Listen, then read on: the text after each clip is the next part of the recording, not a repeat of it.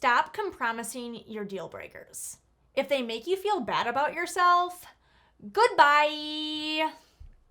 Hello, beautiful humans. I'm Katie. Welcome to my channel where together we will create a worthwhile lifestyle for you, by you. There are a lot of us that are blindly in unhealthy relationships. I've been there and done that. Oftentimes we ignore signs that our relationship is in fact unhealthy because we don't even understand what an unhealthy relationship is. In my experience, I have had 10 signs that I have ignored repeatedly that it was time to end my relationship, and I want to share them with you so you don't ignore them like I did. Sign number 1, they don't give you the support you need. When you tell them you need them to be there for you and they don't show up or they leave, that is a huge no-no. Don't ignore this because if it happens once, it will happen again, and it's absolutely unacceptable. Sign number 2, you're not a priority. They are constantly choosing other people, themselves, hobbies, work, etc., but expect you to choose them and do what they want to do. They can go on a million week-long hunting trips, but can't even go on a day trip with you. Boo.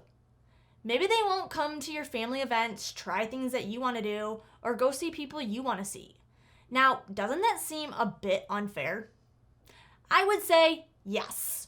Sign number 3. You have changed for the worse and everyone else can see that. Your priorities have shifted. You're not hanging out with your friends. You're distant with your family. You've given up on your goals. You aren't doing things for yourself. You're living in their world. Sometimes we can't even tell we're doing this. But if your friends and family are telling you that you're changing for the worse, believe them. Because I've ignored it and didn't want to believe it. But it was inevitable that I would eventually realize it, and when I did, I wish I would have listened to what everyone was telling me. Sign number 4, you're compromising your deal breakers. If you love your family and they think families are terrible, goodbye. If they see no problem with getting plastered and fighting everyone in sight, including you, goodbye. They have been unfaithful. Definitely goodbye. They make you feel bad about yourself. Yup. Goodbye. We all have standards, at least some kind of standard of how we want to be treated, and should expect to be treated. Set the standards and don't make exceptions for anyone that breaks them. Sign number 5, they continue to do the same things they said they would stop doing and act as if they did nothing wrong. They do it once, shame on them. They do it twice, shame on us.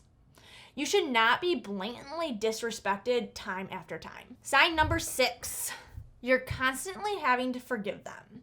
If they do something you have told them a million times you're sick of them doing, but somehow you are convinced that it's okay and they deserve you to forgive them, this cycle sucks. I'm all about forgiveness, but how much forgiving is too forgiving? Sign number 7, they always turn the problems back onto you. Let's say they choose to get drunk, even though you've asked them not to because it always turns into a fight. But somehow it's your fault that they are now drunk and that you guys are arguing. Super logical. And now they are upset that you're upset. Like, seriously? This stuff gets so exhausting. And if you can relate, you know it's exhausting too. Sign number 8, you don't trust them, or maybe they don't trust you. If you secretly go through their phone trying to find something on them, you clearly don't trust them. But why? There must be a reason as to why. I'm sure it's valid, but why would you want to continue being with someone you can't trust? On the flip side, maybe they don't trust you for some unknown reason and they question every single thing you do. And every single person you're with, these accusations are dumb and certainly make it difficult to progress in the relationship. Trust is crucial for a lasting relationship. So if somehow the trust between you and your partner is non-existent, that is no good.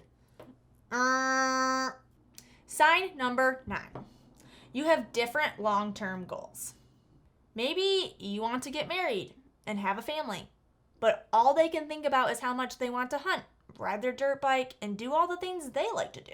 If they aren't thinking in the mindset of us and they are thinking in a mindset all about me, that is going to be really difficult for you to get married and have children, because that's a we thing, not a me thing. Sign number 10. They don't like your family, or their family doesn't like you. If their mom wants to be the only woman in their life and can't stand when you're around because she's not getting all the attention from her baby boy, run fast. Or maybe they hate your family and they want you to hate your family too. They want you to choose them over your family. Don't deal with this. It's not worth it at all. And plus, you should never, ever have to make a choice like this. If you can relate to even one of these, know that you deserve better and that there is better. You do not have to stay. There's a PDF download linked below to help you better understand if it's time to end your relationship. Check that out, and I encourage you to share your story in the comments so we can support one another. Please subscribe to my channel and give this video a thumbs up if it was relatable or helpful. Remember, you're not alone, and you're so worthy of creating a better life for yourself. Together, we will define our self-worth, choose self-love, and practice self-care. Peace.